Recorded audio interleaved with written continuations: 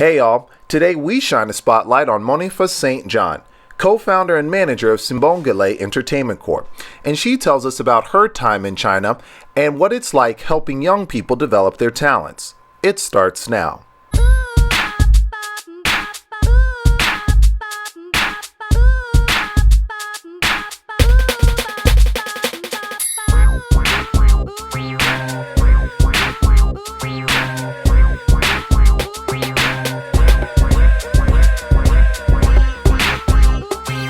Hello, Monifa. How are you doing today? I'm great, thank you. And how are you? I'm very nice. I'm very good. Just enjoying a nice evening here in Beijing. That's about Oh it. well, I'm enjoying myself here in Wuhan. Oh, okay. Cool. Yeah, I was gonna ask you about Wuhan and everything. Are you above water right now? Because I've been hearing over the past couple of days and weeks, man, like they had fish in the streets down there.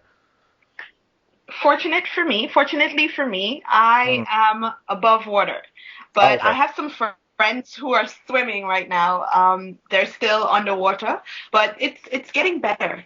Really?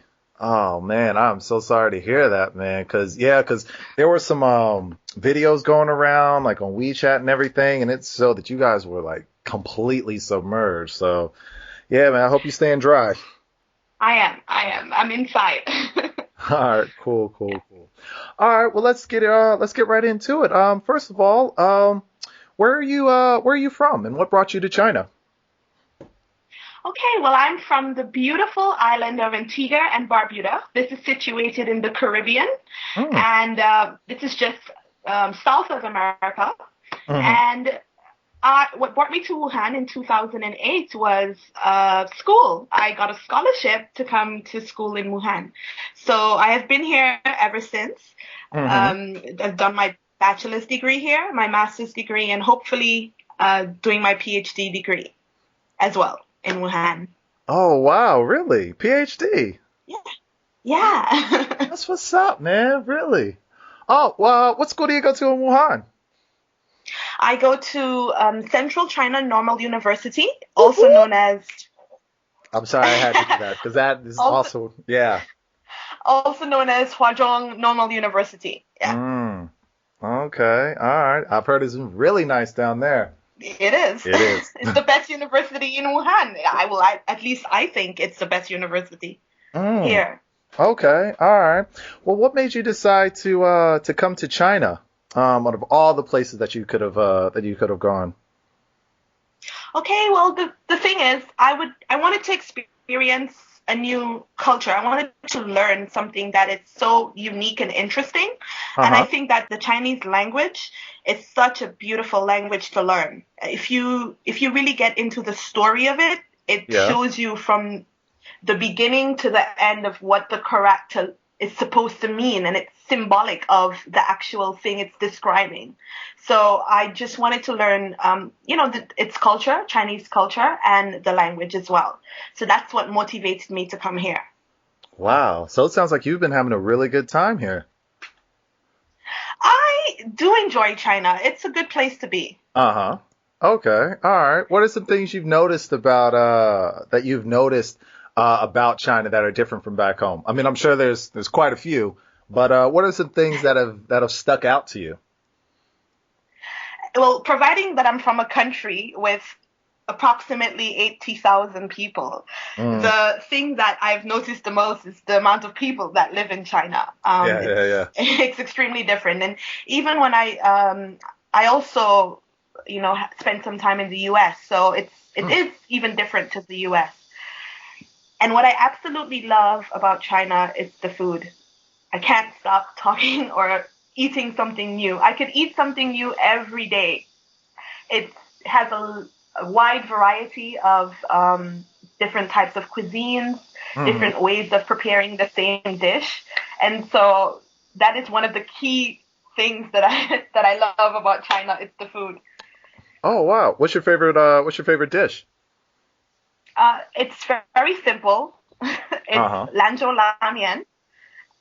I can eat Okay. that every day, all day, breakfast and for dinner. Oh, Yeah. okay. That's what's up, man. That's what's up. All right. So, it sounds like you've been in China for, you said since 2008, right? So that's 8 years. So you've traveled Yeah. all around. I'm assuming you've seen different parts of the country and everything. I have. I've traveled quite extensively throughout China. Hmm. And my favorite place actually is in Guilin, Yangshuo. It's a beautiful little city in Guilin. It's just magnificent. I can't explain it. Uh, it's somewhere that any foreigner coming to China needs to visit, or Okay. Chinese. If you haven't been there, you need to go. It's just breathtaking. Yangshuo. That's the spot that's on the back of the 20 quiet bill, right? Yes, it is actually. There Oh, you go. see, I be out here knowing. All right, see, I'm knowing. Yeah, yeah. All right, cool, cool, cool. So, with all that time that you've been here, have you been to other places outside of China? In Oh, Asia. yeah, yeah, in Asia. Okay.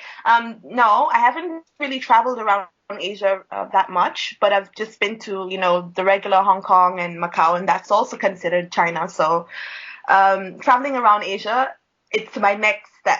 So I will be doing that in the near future. Yes. Okay, all right, all right. Well, I want to ask you something else.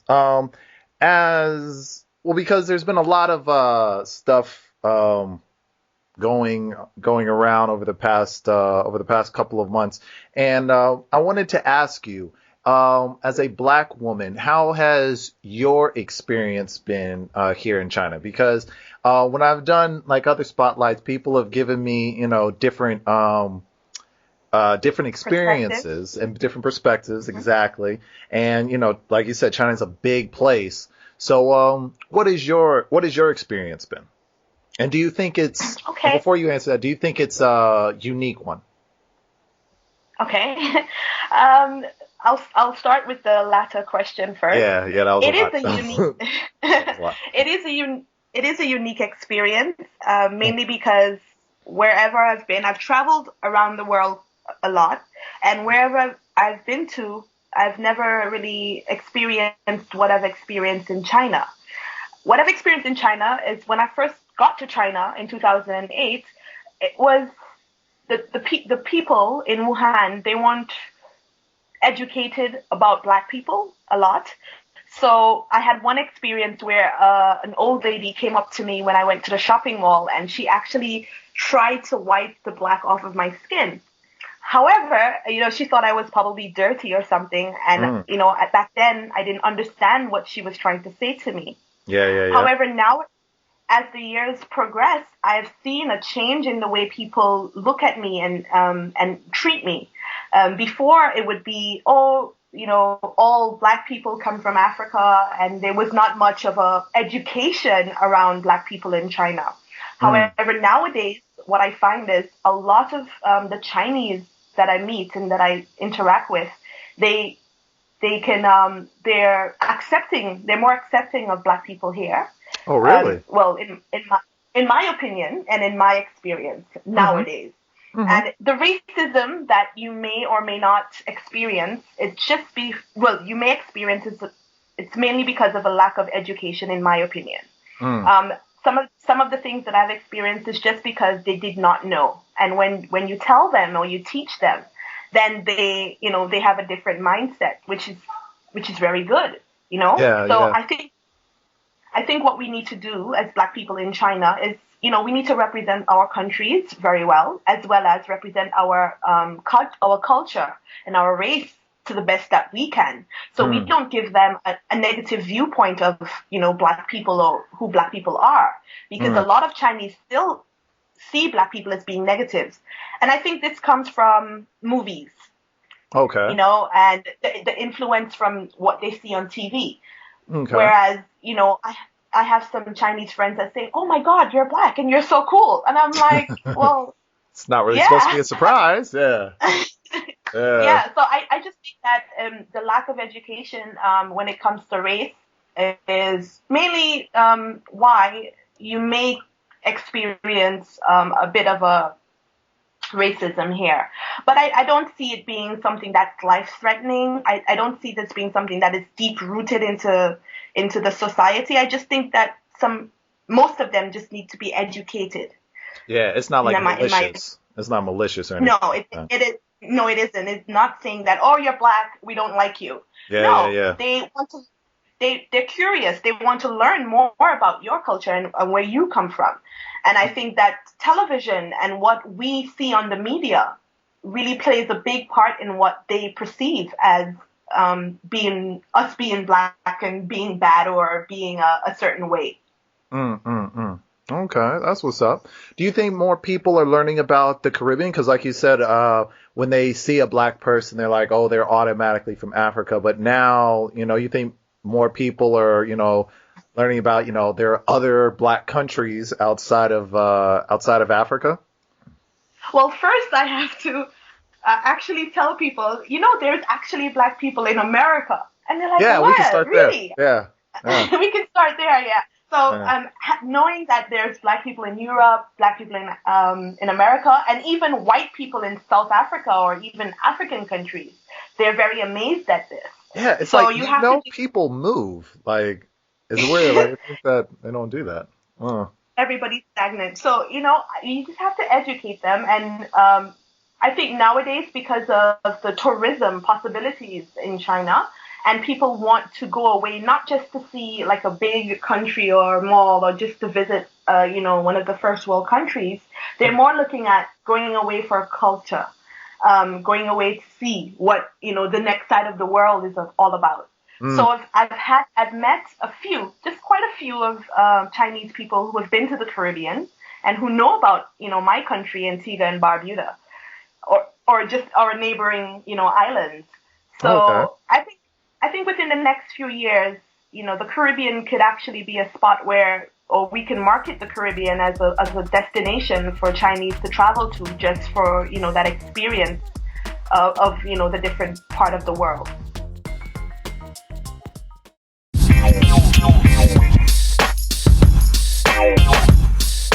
You're listening to another episode of the No Name Podcast, or NNP. NNP is a show that aims to bring the world's black diaspora to the forefront and highlights their unique lifestyles while connecting their common cultures. The perspectives of the diaspora are valuable, and no one can tell our stories better than us. So thanks for hearing ours. We appreciate your support and encourage you to share. NNP, many voices, one sound. Peace.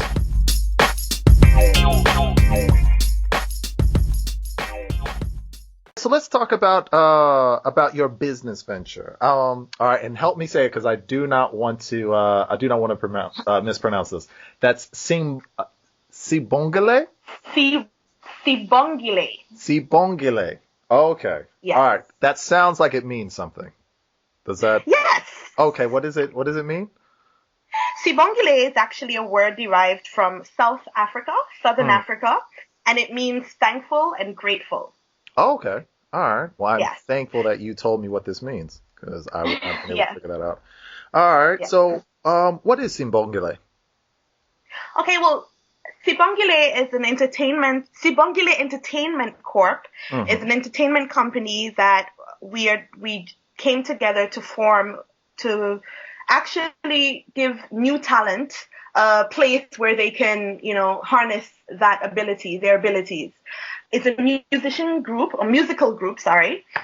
where, we have different artists who come in and who write and record their songs, and we put it out there for people to listen to. And hopefully we're trying to get like a deal or something, a recording deal. That's just our hope. But because, foreigners, it's very difficult for us to open businesses in China.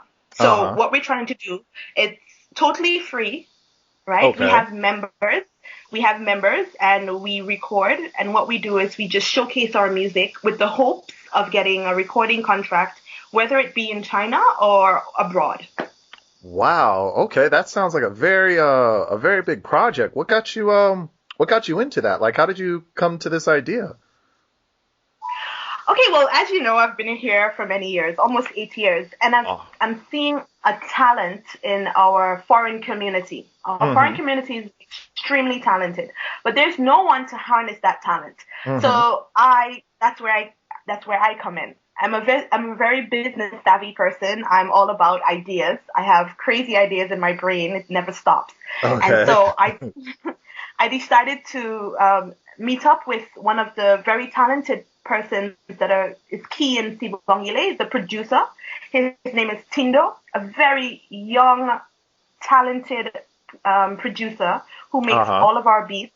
Uh-huh. And we sat down and we came up with a plan of what we're going to do and how we're going to market ourselves and what we're going to bring to the community. Even we even have Chinese on our roster. We have a Chinese girl on our roster.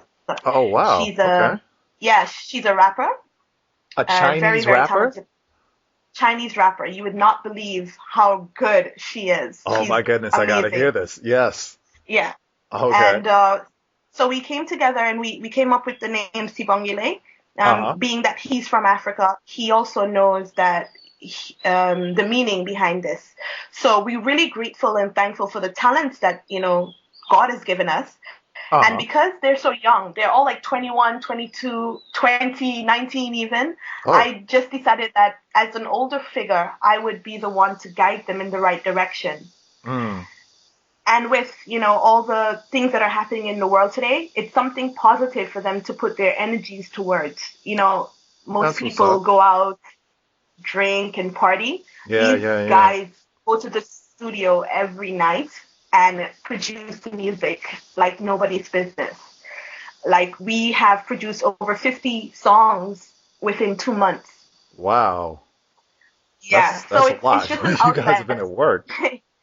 Yeah, it's just an outlet for, for the young Wuhan foreign population to get, out of the partying scene if they're into that, and, for them to do something positive with the talent that they were given.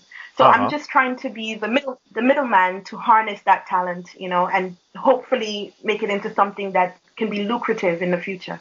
Okay, that's what's up, man. That's real admirable. Now, you were saying that earlier that, opening a business here in China is kind of hard. Is what you're doing, have you come across any challenges doing that here in China?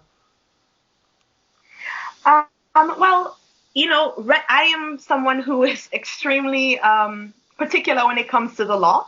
I do Uh-huh. not want to get in trouble in any way. So I've read a lot about the laws and what you can and cannot do. So it will be very difficult if we want to actually create this business into something that we can get funds from. Whereas going to do shows in different cities and, doing shows here and from an agent, for the Chinese public, it will be very difficult for us to, do that because you do need a permit and you do need a visa showing that you are an entertainer in China. So this is something that's, a little iffy. So we don't want to get in trouble. Yeah, yeah, We, I can imagine. most of the artists, they are students here as well. Mm. So we just decided to do something so that we can possibly get something out of it in the future. So when you say that this is mostly based in Wuhan, right? Yes. But but do you take people from other parts of the country as well? Well, because it's a fairly new venture, Mm-hmm. we do have plans of opening it up to people from all over China. However, we would have to work out the logistics of it. Do we come to your city or do you come to our city? So that's just the logistics that will hold us back from making it nationwide. But Mm. our music is on Pyro, and people from all over China can listen to the songs that we have, created so far. That's what's up, man. Do you have any upcoming projects? Anybody dropping any EPs and mixtapes that we should know about? Well, the project that we wanted to work on, which is seeming quite difficult for us right now, we wanted to put on a show at this venue, but the venue is closed for Black Lives Matter. So we wanted Oh. to get Yeah, so we wanted to get all the musicians in Wuhan because it's just not Sibongile that's doing this. We have there's another team of producers and musicians as well called DMD. Uh-huh. They're really talented guys as well. So we wanted to come together as one Black people to actually, make some music to show the world, that, we matter and we have a voice and we're talented people. And this is what we wanted to do this week. But it's seeming impossible because of the rain and, the logistics of it. It's quite difficult. So we will get this project, off the ground. But when, the exact date, we do not have that date as yet.